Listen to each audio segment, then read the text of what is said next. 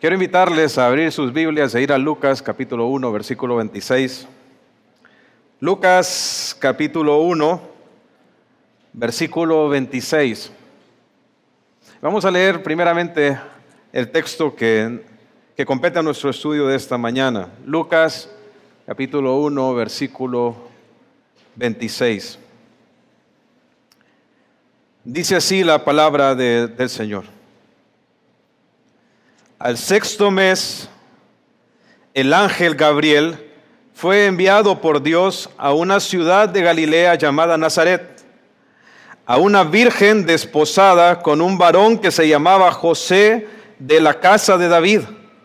Y el nombre de la virgen era María. Y entrando el ángel en donde ella estaba, dijo: Salve, muy favorecida, el Señor es contigo, bendita tú entre las mujeres. Mas ella, cuando le vio, se turbó por sus palabras y pensaba qué salutación sería esta. Entonces el ángel le dijo: María, no temas, porque has hallado gracia delante de Dios, y ahora concebirás en tu vientre y darás a luz un hijo, y llamarás su nombre Jesús. Este será grande y será llamado Hijo del Altísimo, y el Señor Dios le dará el trono de su padre, de David su padre, y reinará sobre la casa de Jacob para siempre, y su reino no tendrá fin. Oremos, hermanos. Señor, cuán maravillosas son tus obras.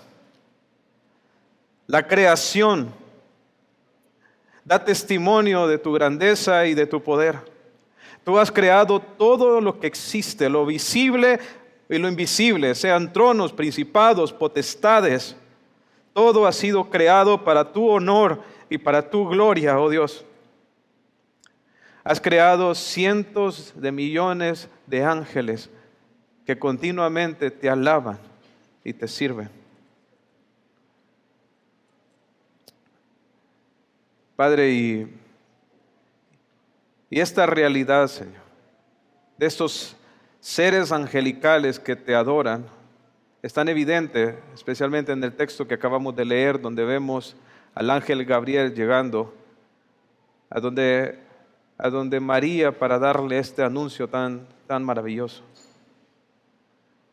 Señor, ciertamente la creación es un magnífico milagro que tú has llevado a cabo. Pero estamos en este texto a punto de contemplar un milagro que lo supera, que es la encarnación del Señor Jesucristo. Dios tomando forma de siervo y hecho semejante a nosotros. Señor, al acercarnos a tu palabra, ruego porque tú nos ilumines y hables a nuestro corazón, que nos edifiques y nos transformes. Oro, Señor, que tu palabra pueda hallar lugar en nuestros corazones y dar fruto. Oro que pueda yo ser un instrumento tuyo para la edificación espiritual de los aquí presentes. Y darle a tu iglesia un corazón sensible, un corazón humilde para recibir tu palabra, Señor. En el nombre de Jesús. Amén. Amén. Vemos en este texto al ángel Gabriel dándole un anuncio muy especial a María. La semana pasada vimos cómo este mismo ángel se le presentó a Zacarías en el templo y le anunció el nacimiento de Juan el Bautista. Y aunque ciertamente, hermanos, el nacimiento de Juan el Bautista es un acontecimiento importante debido a que él sería el precursor del Cristo, Juan el Bautista no se compara, o el anuncio de Juan el Bautista no se compara con el anuncio que el ángel Gabriel estaba a punto de hacer a esta virgen de Nazaret. A Zacarías el ángel Gabriel le anunció que su esposa Elizabeth, que ya era una mujer de edad y era estéril, iba a tener un hijo. Sin embargo, 6 meses después, como leímos hace un momento, Gabriel iba a dar un anuncio de un evento y de un milagro muy superior. En el Antiguo Testamento, Dios ya había hecho esta obra de venir y abrir la matriz de una mujer estéril y anciana y permitirle tener hijos. Eso era algo que ya había ocurrido anteriormente. Lo vimos en el caso de Sara, ¿no es así? La esposa de Abraham.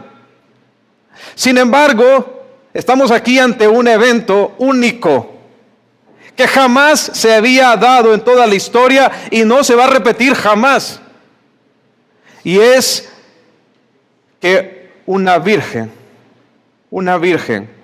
pueda concebir sin la intervención de un hombre.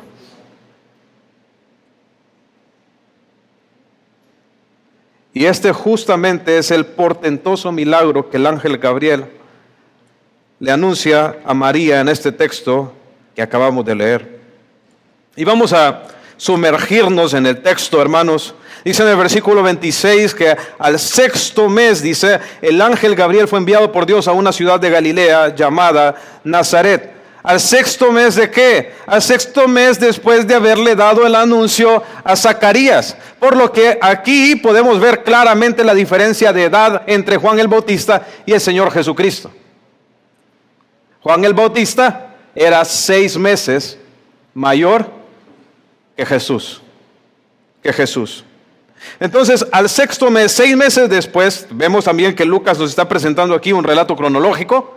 6 meses después de los acontecimientos que estuvimos estudiando la semana pasada, vemos aquí al ángel Gabriel siendo enviado por Dios a una ciudad de Galilea llamada Nazaret. Ahora,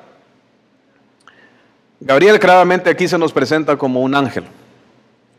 La Biblia nos dice que Dios tiene a su disposición millones de ángeles. Dios creó a los ángeles, así como nos creó a nosotros.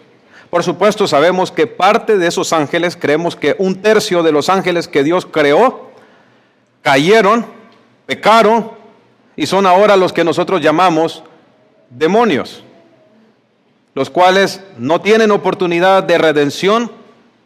Solo existen los ángeles escogidos, santos, que no cedieron a la tentación de Satanás, y los ángeles caídos que sí lo hicieron. Ahora, dentro de esos millones de ángeles que continuamente exaltan y glorifican el nombre de Dios, solo hay 2 de esos ángeles que en la Biblia se mencionan por nombre. Uno de ellos es Miguel y el otro es Gabriel. Son los únicos.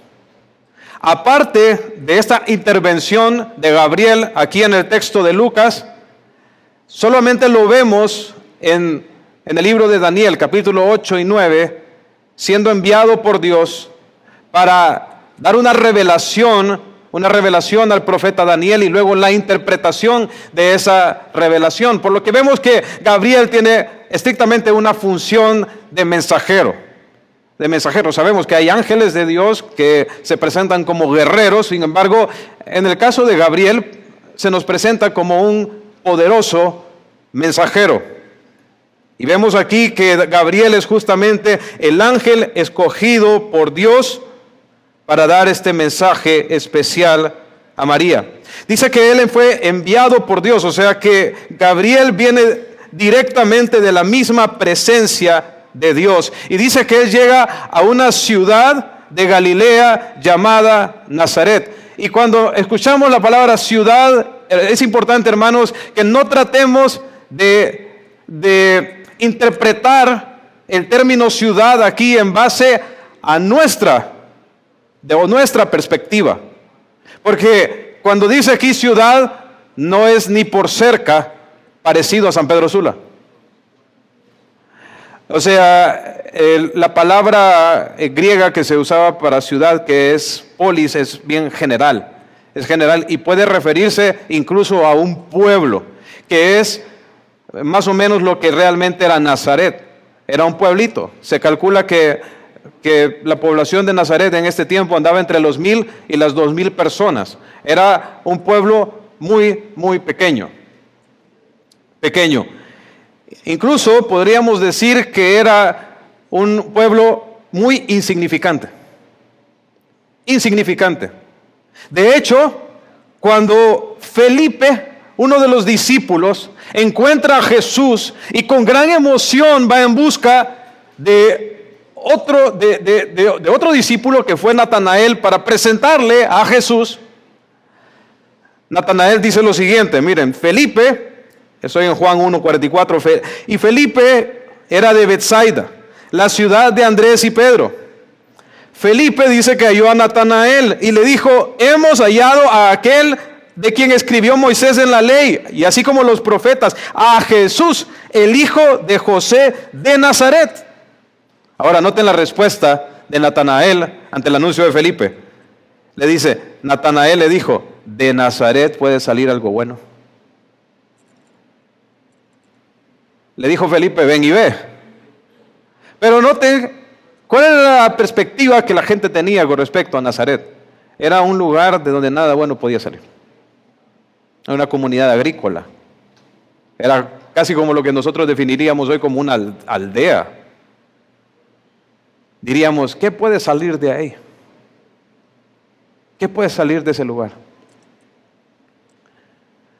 Pues el Hijo de Dios puede salir de ese lugar.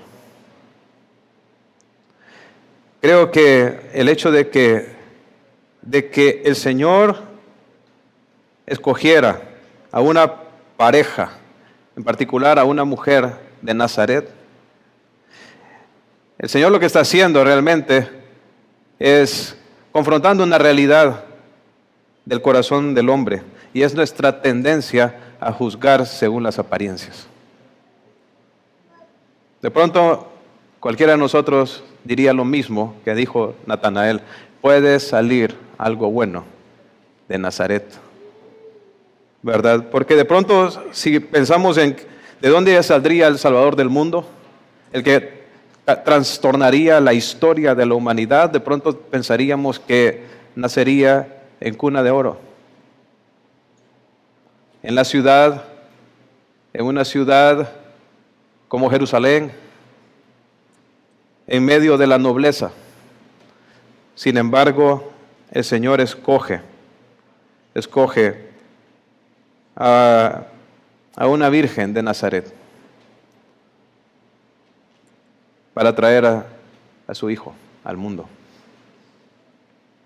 Hermanos, qué maravilloso es nuestro Dios, que Él puede usar personas sencillas, comunes y corrientes para llevar a cabo propósitos gloriosos y eternos.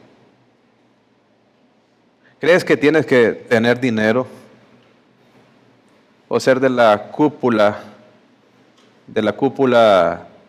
política y social para poder ser usado por Dios? Lo único que se necesita para ser usado por Dios es la gracia de Dios y un corazón dispuesto a rendirse a Él. Y tengamos cuidado nosotros de no juzgar según las apariencias. Según las apariencias. Recuerdo en el libro de Santiago cómo el Señor reprende duramente a aquellos que practicaban este tipo de acepción de personas en la iglesia, donde venía un hombre rico y lo ponían en un lugar preferencial. Sin embargo, venía el pobre y lo dejaban de pie o le decían que se sentara en el piso. No puede existir entre nosotros ese tipo de prácticas. Todos debemos de tratarnos por igual. Porque aunque no tuviéramos nosotros recursos aquí en la tierra, si tenemos al Hijo de Dios, realmente somos ricos. porque hemos sido el objeto de las bendiciones celestiales de Dios.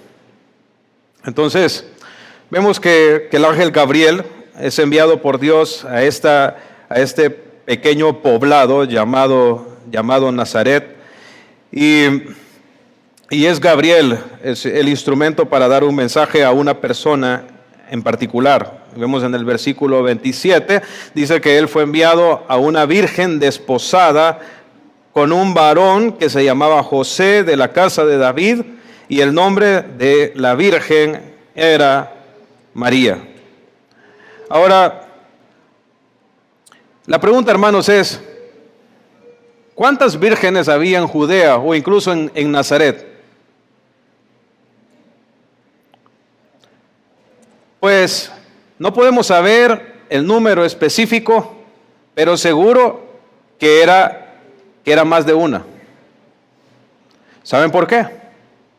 Porque al inicio del versículo 27 dice que el ángel fue enviado a una virgen. Ese artículo es indefinido y está hablando acerca de una de varias. A una virgen.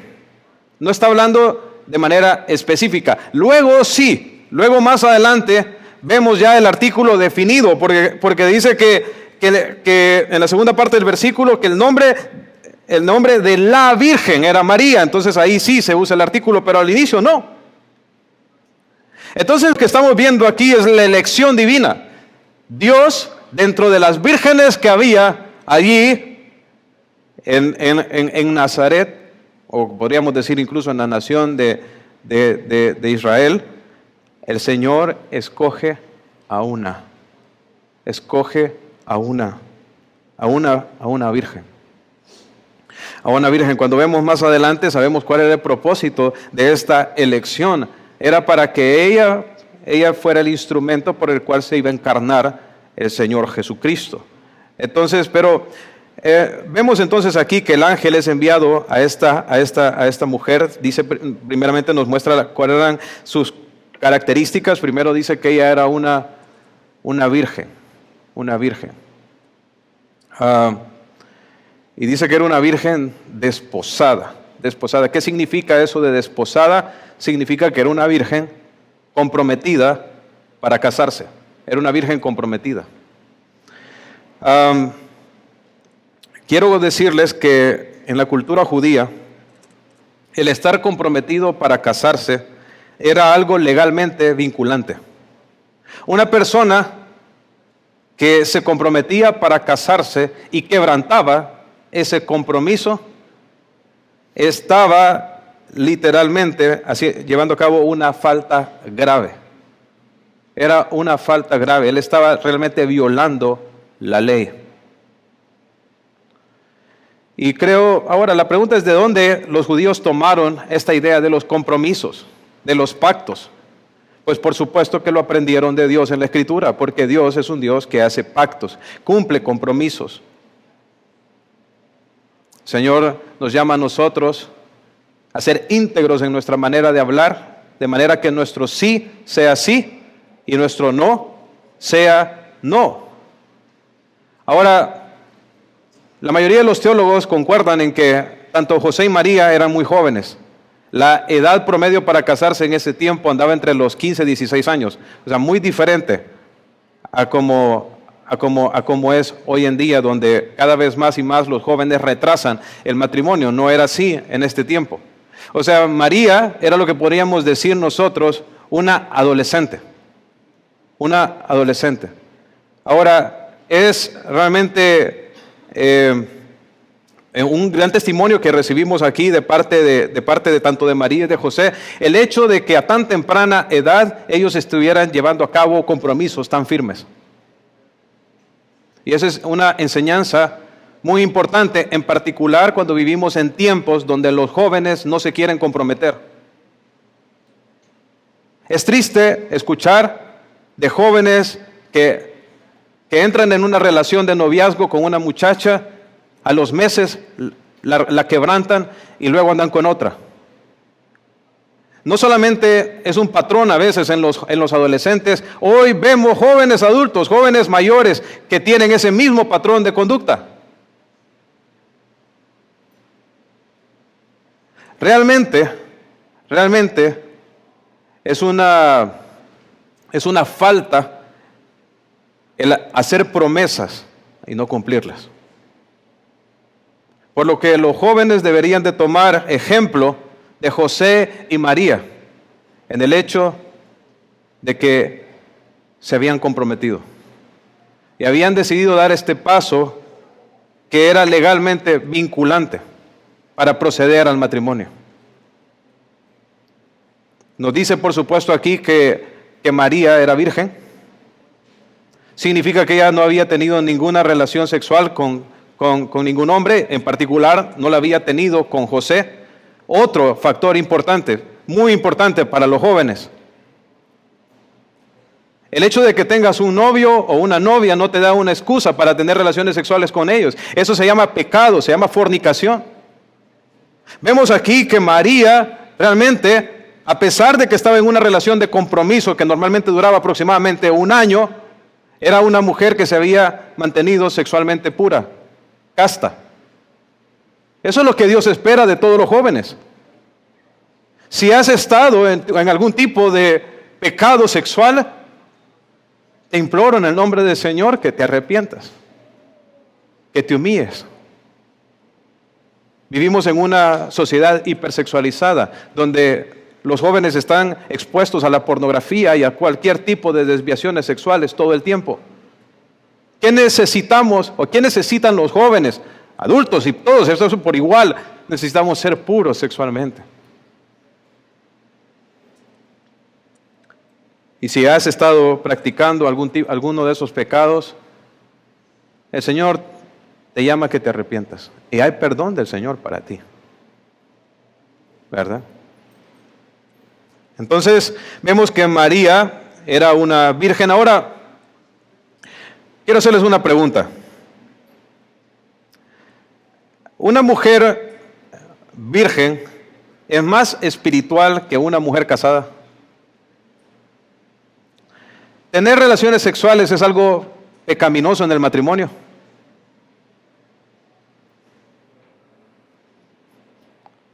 Otra vez. ¿Es pecaminoso tener relaciones sexuales dentro del matrimonio? No. ¿Fuera del matrimonio? Sí. ¿Pero dentro del matrimonio? No. O sea, fuera del matrimonio, ¿cómo debemos de conservarnos? Así como María, ¿no es así? Una vez casados, incluso el Señor manda a los esposos a cumplir su deber conyugal. Lo vemos ahí en 1 Corintios capítulo 7. Entonces, no es una mujer soltera que se mantiene virgen, realmente no es que necesariamente es más espiritual que una mujer casada. El hecho de que sea virgen no indica necesariamente que eso la haga ella más espiritual que una mujer casada. Ahora bien, pero ¿por qué el Señor entonces escogió una virgen? ¿Por qué tenía que ser una virgen? Primeramente, por el cumplimiento profético. En Isaías capítulo 7, versículo 14, Dios había anunciado anticipadamente una señal de cuando su hijo estuviera por llegar al mundo. Dice Isaías 7:14, por tanto, dice, el Señor mismo os dará señal. He aquí, dice, la Virgen concebirá y dará a luz un hijo y llamará su nombre Emmanuel. Entonces había una profecía que se había dado 700 años antes de que ocurrieran estos acontecimientos. Dios a través del profeta Isaías ya había dicho anteriormente que Él daría una señal de que Emmanuel, de que Dios con nosotros estaba por llegar. ¿Y cuál sería esa señal? Que una virgen concebiría. Que una virgen concebiría y daría a luz un hijo. Entonces, primeramente tenía que ser una virgen porque el hecho de que ella concibiera siendo virgen era una señal. Era una señal. Pero también El nacimiento virginal era importante por causa de la transmisión del pecado. Ustedes recuerdan cuando Dios creó al hombre, Génesis capítulo 1, versículo 26, Dios dijo, hagamos al hombre a nuestra imagen, conforme a nuestra semejanza. Dios creó al hombre a su imagen y a su semejanza. Sin embargo, aquí en Génesis capítulo 1, 26 estamos antes de la caída del hombre. Pero luego sabemos que el hombre pecó, cayó, y el pecado corrompió su naturaleza. Vemos cómo el pecado afectó a los hijos de Adán y Eva al punto que Caín mató a Abel. Y cuando se nos relata en el libro de los Génesis el nacimiento del tercer hijo varón de Adán y Eva, que era Set, dice lo siguiente, Génesis 5:3, y vivió a Adán 130 años y engendró un hijo, y noten lo que dice aquí, a su semejanza, conforme a su imagen. O sea, vemos en el capítulo 5 que Adán tuvo un hijo según su imagen, según su semejanza. ¿Y cómo estaba la imagen y la semejanza de Dios en el hombre en ese momento? Distorsionada, corrompida. Adán era pecador y la naturaleza pecaminosa de Adán fue trasladada a su hijo. Por eso es que todos nacemos con pecado. Todos nacemos con una propensión a la iniquidad, a la maldad, todos sin excepción. ¿Por qué? Porque somos hijos de Adán. Ahora, el Mesías, Jesucristo, no tendría pecado. Él tanto iba a vivir una vida perfecta como morir, morir en lugar de nosotros, y su sacrificio, su vida tenía que ser perfecta para que su sacrificio pudiera ser aceptado por el Padre.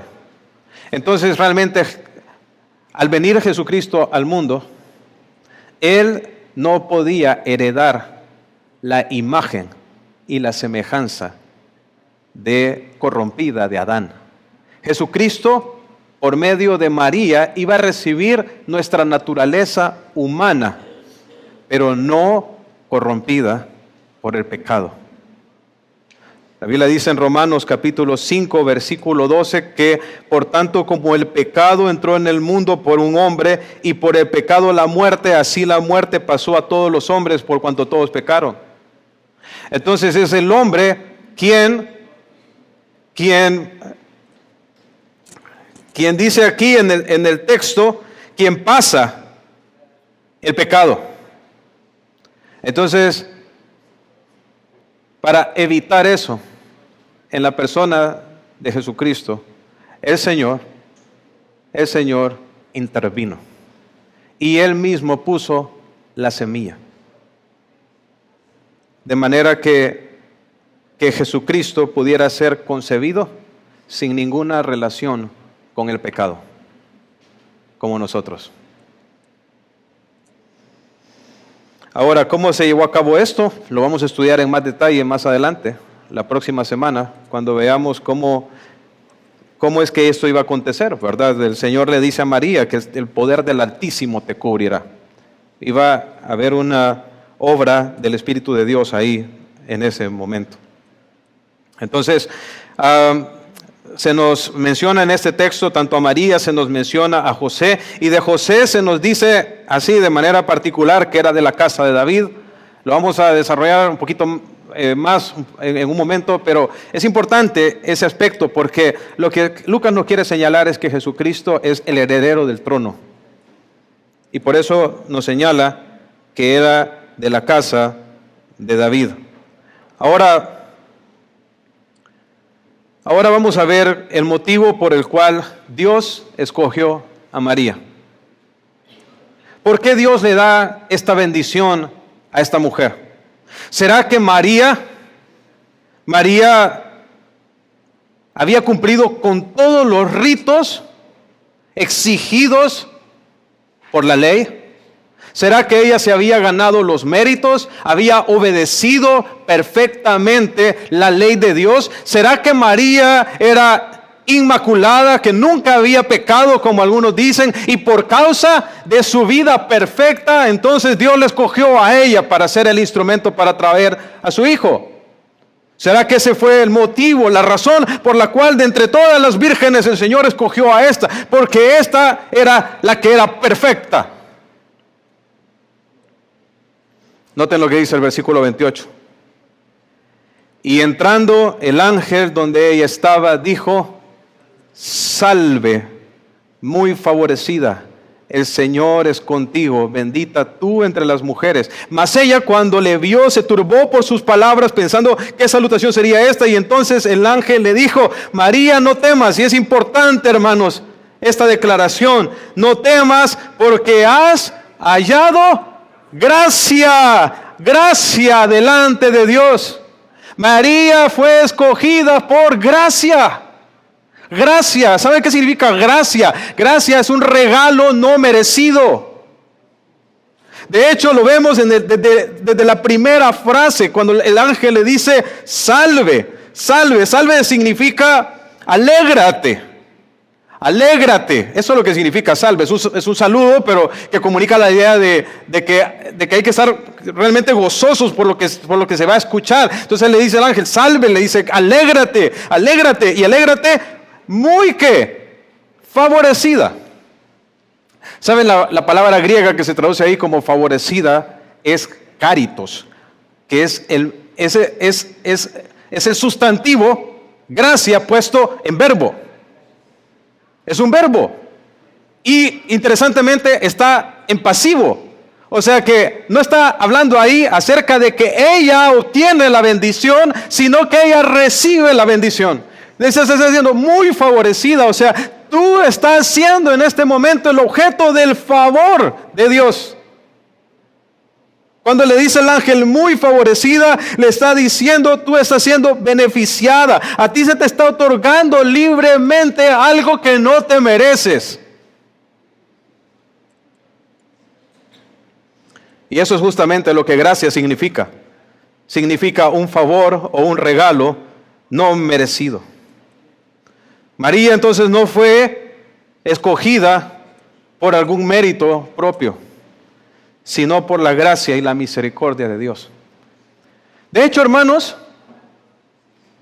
muy similar al medio por el cual o el motivo por el cual nosotros somos salvos. ¿Por qué somos salvos? ¿Qué dice Efesios 2:8? Por gracia sois salvos por medio de la fe. Y esto no de vosotros, pues es un don de Dios, no por obras, para que nadie se gloríe. Nosotros, ¿por qué somos salvos? Por nuestras obras, por nuestro desempeño, por nuestra moralidad, por nuestros esfuerzos religiosos, por nuestro empeño por obedecer la ley de Dios. Si tú confías en cualquier obra para tu salvación, no vas a entrar en el reino. La única manera de entrar en el reino es por medio de la fe. Y esa fe es un don que gratuitamente Dios nos da. Somos salvos por la pura gracia y misericordia de Dios. Y de la misma manera, María recibió este don de ser la madre de Jesús como un acto de gracia. Incluso me atrevería a decir que María, antes de recibir el don de ser la madre de Jesús, había recibido el don de la salvación. El mismo regalo de salvación que nosotros hemos recibido, María ya lo había recibido. ¿Y cómo, de dónde viene eso? O sea, esa declaración que acabo de hacer, de las mismas palabras de la Virgen María.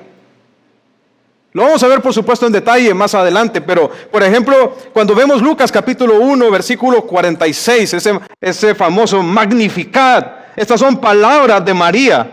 Miren lo que dice María en Lucas 1, 46 y 47.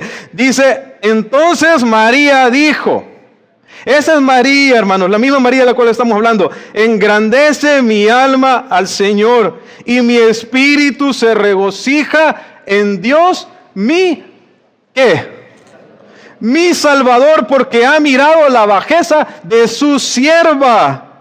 Dice: he aquí, desde ahora me dirán bienaventurada todas las generaciones.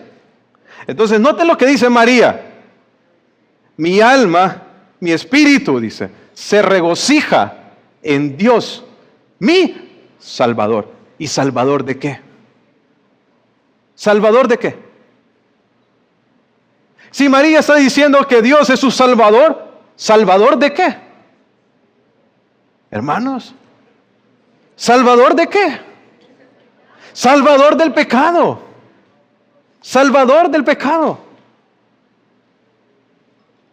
María era una pecadora, así como cada uno de nosotros. Salva por la gracia de Dios y escogida para ser la madre de Jesús por la gracia de Dios. Gracia, gracia, gracia, misericordia. Eso es lo que motivó a Dios a escoger a María. No digo que ella no era una mujer especial, por supuesto que lo era, pero llegó a ser lo que es por la gracia de Dios. Dice el ángel, el Señor es contigo, el Señor es quien está llevando a cabo a eso, el Señor es que está a tu lado, es la presencia del Señor la que ha venido a ti. Dice, bendita tú entre las mujeres. Bendita, nuevamente, no está hablando acerca de que ella estaba ganándose esta bendición, más bien Dios se la está otorgando. Él te ha decidido bendecir, tú eres bendita por Dios. Mas ella, por supuesto, en el momento en que escucha el anuncio, ella se turbó con sus palabras. Realmente se llenó de temor. Hoy en día hay mucha gente que dice que ha tenido experiencias sobrenaturales, que se ha encontrado con ángeles e incluso con Jesús. Algunos incluso dicen que han tenido experiencias post-mortem, donde se van allá al cielo y de repente ven a Jesús que anda en un unicornio de colores y los saluda y los abraza y sienten una paz indescriptible. Mira, hermano, siempre que una persona se topó con un ángel o la presencia de Dios, cayó como muerto. Cayó como muerto. Los ángeles son seres poderosos, magníficos, santos y puros. ¿Qué crees que le infunde eso a un ser humano? Temor, tiemblas. No digamos si vieras en una visión la gloria de Dios. Como Isaías dirías, he aquí que soy muerto. ¿Saben por qué nosotros vamos a poder estar en la presencia de Dios un día? Porque hemos sido vestidos con la justicia de Cristo, pero aún cuando estemos ahí con un cuerpo de santidad no vamos a poder hacer otra cosa que postrarnos delante de Él. Entonces, por supuesto, ella se llena de temor, no es en un sentido malo, ¿verdad? Es la respuesta natural ante la presencia de un ángel. Y entonces el ángel le dice, María, no temas. Entonces, y le dice, porque has hallado gracia delante de Dios. Entonces vemos nuevamente la razón por la cual María está siendo escogida por el Señor. Por gracia, por gracia. Ahora, del versículo 31 hasta el versículo 33, el ángel Gabriel le describe a María, le describe al niño que nacería de ella. Dice en el versículo 31, y ahora concebirás en tu vientre y darás a luz un hijo y llamarás su nombre Jesús. Este será grande y será llamado Hijo del Altísimo, y el Señor Dios le dará el trono de David su padre, y reinará sobre la casa de Jacob para siempre, y su reino no tendrá fin. Entonces primero vemos que Jesús, dice, vendría por medio del proceso natural de desarrollo embrionario. Dice, y ahora concebirás, ¿dónde? En tu vientre. Al primer Adán, Dios lo formó del barro, no es así, de la tierra. Pero a partir del momento en que Dios crea al hombre y a la mujer, Él establece un método para la creación de vida humana, y es la concepción y el desarrollo embrionario en el vientre de la madre. Entonces el Señor no está alterando ese proceso que Él ya estableció anticipadamente para el nacimiento de su Hijo. Lo que sí está alterando el Señor es el medio natural de concepción. Pero en cuanto al desarrollo, a la creación y el desarrollo de la vida del Hijo de Dios, se llevaría a cabo como la de cualquier otro niño, en el vientre de María. Y dice, y darás a luz un hijo y llamarás su nombre Jesús. Y de entrada ahí el ángel nos empieza a revelar qué es aquello lo que Jesucristo vendría a hacer, en qué consistiría su obra. Jesucristo, el nombre de Jesús significa Jehová es salvación. Jehová salva. Eso significa Jesús. ¿Y a qué iba a venir Jesús a este mundo? Justamente a eso, a salvar. A salvar. Lucas 19:10 dice, porque el Hijo del Hombre vino a buscar y a salvar lo que se había perdido. Él vino a salvar a los perdidos. Jesucristo, Dios mismo, se hizo hombre con un propósito en particular para venir a salvar a los pecadores. Eso se nos describe aún de una manera más clara en Mateo 1:21, cuando el mismo ángel Gabriel está dando el anuncio y le da el significado o el por qué debía ser llamado Jesús. Dice, llamará su nombre Jesús porque Él salvará a su pueblo de sus pecados. A eso vendría Jesús, a salvar a su pueblo de sus pecados. Hermanos, ¿por qué necesitamos nosotros salvación? Pues porque somos pecadores. Todos somos pecadores. Y el pecado tiene consecuencias devastadoras en nuestra vida. El pecado nos separa de Dios. El pecado nos esclaviza. El pecado nos condena. El pecado destruye nuestras relaciones con las demás personas. ¿Cuántos matrimonios divididos? Hijos con rencores, separados de sus padres. ¿Cuántos conflictos entre los vecinos? Guerras entre países. Vemos las consecuencias del pecado a diestra y a siniestra. El pecado es la causa de todas nuestras miserias, de todo nuestro dolor. Eso es el pecado. Y Jesucristo vino entonces ¿a qué? A salvarnos de nuestros pecados, a librarnos de la esclavitud, a darnos paz con Dios, a darnos perdón de pecados. Él vino a salvar a los pecadores. Él vino a salvarte a ti. La pregunta es, ¿ya has sido salvo? ¿Ya has sido perdonado? ¿Qué tienes que hacer? Arrepiéntete de tus pecados. Confiesa a Jesús como el Señor de tu vida. Invoca el nombre del Señor hoy. Clama a Él. Ruégale que por favor te salve, que te haga una nueva persona. Ahora, lo otro que vemos aquí también es que el ángel le dice que en el versículo 32, que este niño sería grande. Dice, este será grande y será llamado Hijo del Altísimo. Será grande, grande. Interesante que cuando se menciona el nacimiento de Juan el Bautista, dice que será grande delante de Dios. Pero con respecto a Jesús, dice que Él simple y sencillamente será grande. ¿Por qué? Porque Jesucristo es Dios. Y Jesucristo, por ser Dios, es grande por naturaleza. Él sería grande. Jesucristo sería Dios entre nosotros. En Él, dice el libro de Colosenses, habita corporalmente toda la plenitud de la deidad. Dios se nos revelaría a nosotros, en forma humana. Podríamos ver plenamente el carácter de Dios revelado en la persona del Señor Jesucristo. Dice Colosenses 1:15, Jesús es la imagen del Dios invisible. O sea que Jesucristo haría visible al Dios invisible. Él sería grande. Y es que, hermanos, no hay persona más grande que haya pisado esta tierra que Jesucristo. No lo hay. Él es el creador. Literalmente lo que ocurrió en la encarnación es que el creador vino a habitar corporalmente con su creación. Hermanos, esto es algo tan increíble. Pensar en que Dios sería hombre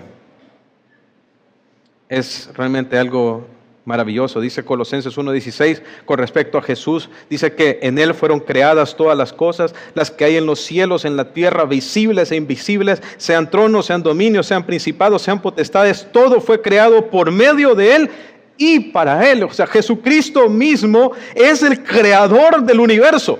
Él es el supremo rey y sustentador de todas las cosas. Imaginen todo lo que Jesús es el Cordero de Dios, como nos dice, que quita el pecado del mundo. Él es el quien vino a redimirnos con su sangre. Él es el buen pastor que da su vida por las ovejas. Él es la luz del mundo. Él es el camino, la verdad y la vida. Él es su único mediador entre Dios y los hombres. Él es el príncipe de paz, nuestro gran sumo sacerdote, nuestro intercesor ante el trono celestial. Él es la resurrección y la vida, el creador de todo, el juez justo, el amigo fiel, la fuente de vida, el principio y el fin. Jesucristo es inigualable. Jesús es grande. Es grande. Y eso lo estaba anunciando el ángel. Este será grande. Y será llamado, dice, Hijo del Altísimo. Y ese término Hijo del Altísimo no es otro que el término Hijo de Dios. El Altísimo es una referencia a Dios. ¿Por qué Altísimo? Porque no hay nadie más alto que Dios. No hay autoridad más alta que Él. Entonces, a Jesucristo se le llamó el Hijo del Altísimo. Ahora, este término, Hijo de Dios, en ocasiones es utilizado para describir a los creyentes. No es así, los creyentes somos hijos de Dios. Israel, el Señor lo llamó su hijo. Su hijo. Entonces, pero ¿cuál es la diferencia de cuando el término se aplica a Jesucristo? Pues que cuando el término Hijo de Dios se le adjudica a Jesucristo, significa mucho más. De hecho, es una referencia directa a su deidad y a que Él es de la misma naturaleza que el Padre. ¿Cómo lo sabemos? El Nuevo Testamento está lleno de testimonio de ello. Por ejemplo, había muchas personas creyentes en el tiempo de Jesús, pero ¿ante cuál de ellos alguna vez vino un demonio y le dijo: ¿por qué nos atormentas, Hijo del Dios Altísimo? Así ocurrió, ¿no es así? Vemos en Marcos 5:7 donde le dice un demonio: ¿qué tienes con nosotros, Jesús, hijo del Dios Altísimo? Entonces, claramente los demonios identificaban a Jesús como el Hijo de Dios, pero muy distinto a nosotros. En Juan capítulo 5, versículo 17 dice lo siguiente: y Jesús le respondió: mi Padre hasta ahora trabaja, y yo trabajo. O sea, Jesús hablaba de su relación con el Padre en términos de igualdad. Él dice, hablando acerca del día de reposo, él dice: en el día de reposo el Padre trabaja, ¿y quién más? Yo trabajo. Jesucristo está diciendo que Él es el dador de la ley, más bien. Y dice: por esto los judíos, miren lo que querían hacer, aún más procuraban matarle, porque no solo quebrantaba el día de reposo, sino que también decía que Dios era su propio Padre, haciéndose igual a Dios. Entonces los judíos entendieron, cuando escucharon las palabras de Jesús, que cuando Jesús se expresaba o decía de sí mismo que Él era el Hijo de Dios, Él estaba diciendo que Él era igual al Padre. El Padre y yo, dice, uno somos. Uno somos. Entonces cuando aquí el ángel le dice a María que Él iba a ser Hijo del Altísimo, significaba que Él sería el Hijo de Dios, que Él sería Dios hecho hombre, Él sería Emmanuel, Dios con nosotros. Estaba hablando acerca de la divinidad del Señor Jesucristo. Y lo último que vemos, hermanos, es en el versículo, en la segunda parte del versículo 32 y el versículo 33. Es que promete Dios, dice que, o el Señor está diciendo por medio de Gabriel, que el Señor Dios, dice, le daría el trono de David su padre, y reinará sobre la casa de Jacob para siempre, y su reino no tendrá fin. Entonces vemos en el título Hijo del Altísimo su naturaleza divina, pero también vemos que Él iba a ser hijo de David. hijo de David. Y eso habla acerca de su naturaleza humana. No sé si alguna vez han escuchado de la unión hipostática. Este es el milagro que el Señor está llevando a cabo en este momento. Las dos naturalezas de Jesucristo en una sola persona. Su naturaleza divina y su naturaleza humana, unidas sin mezclarse. Es un milagro, es una cosa que sale de nuestra comprensión. Pero tenemos aquí que Jesucristo iba a ser descendiente de David. La pregunta es, ¿por qué de David? ¿Por qué? ¿Qué tiene que ver David en esto? Y es que Dios, aproximadamente 1000 años antes de estos acontecimientos, le había hecho una promesa a David. La podemos ver en 1 Crónicas 17:11. Dios le hizo una promesa a David. ¿Cuál fue esa promesa? Y cuando tus días sean cumplidos, le dice, para irte a tus padres, levantaré descendencia después de ti, uno de entre tus hijos. Y dice, y afirmaré su reino. Él me edificará casa, y yo confirmaré su trono eternamente. Claramente el Señor estaba aquí profetizándole un evento a David, pero un evento que iba más allá que su hijo Salomón, porque dice, él me edificará casa. Ciertamente Salomón lo hizo así, pero cuando Dios está hablando aquí, hablando de descendencia, está hablando de un linaje que trascendería a ese hijo inmediato que tenía David. Salomón murió. El reino de Salomón, al menos por medio refiriéndome al reino de él en sí, no perduró. Pero el linaje de David y el linaje de su hijo Salomón sí perduró. Sí perduró en la espera de un rey que se levantaría de ese linaje.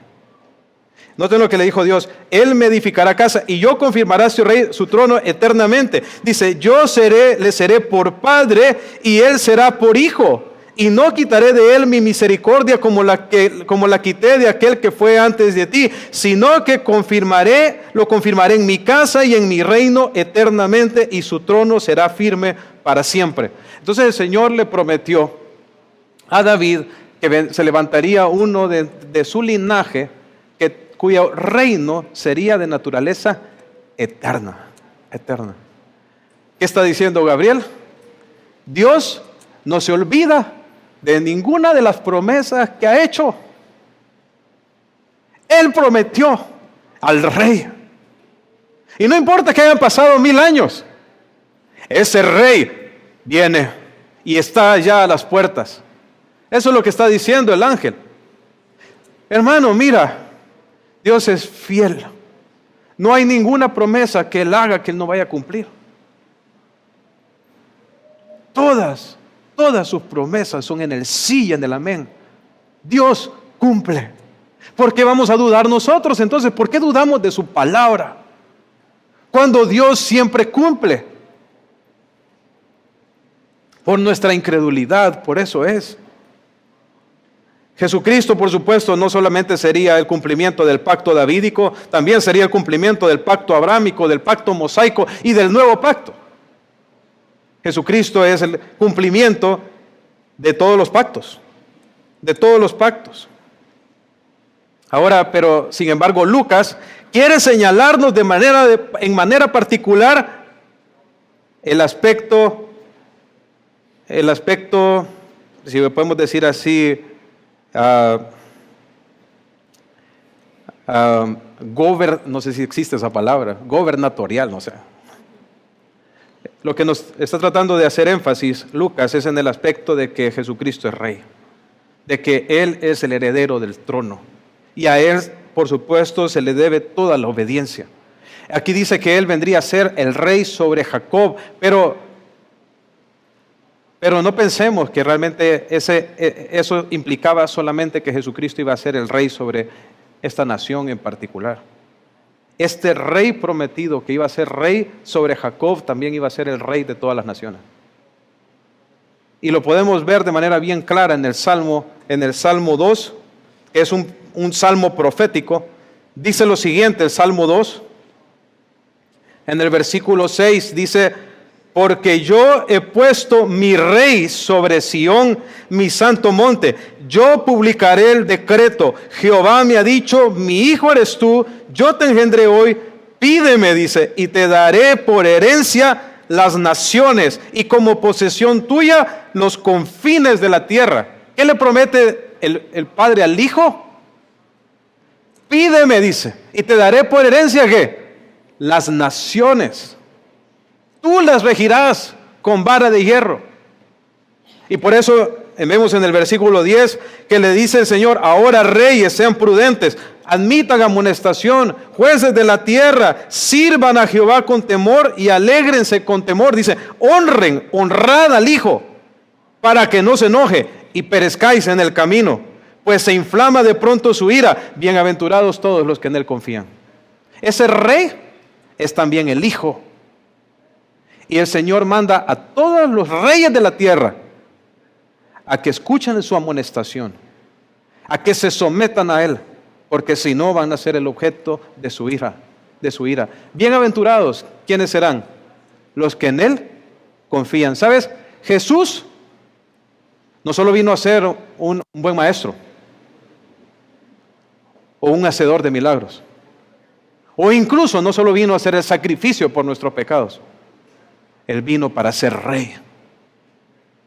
Y eso tiene implicaciones muy grandes. Porque cuando tú decides entregarte a Jesús, significa que de ahora en adelante Él manda en tu vida. Ya no se trata de yo quiero esto, yo quiero lo otro.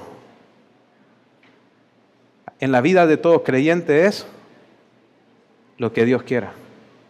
Lo vamos a ver más adelante en la respuesta de María. He aquí la sierva del Señor.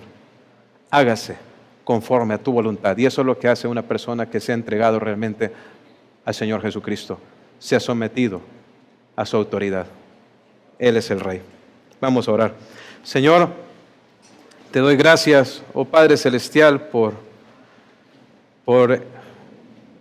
porque en este relato podemos ver claramente cómo tú cumples tus promesas. Y vemos la naturaleza, la majestad, la grandeza de tu Hijo. Concédenos, Señor, el someternos, el rendirnos completamente a Él. Vivir para Él, para glorificarle. Señor, ayúdanos a no ser incrédulos. Y al igual como María, deleitarnos en la gracia que tú nos concedes. En el nombre de Jesús. Amén.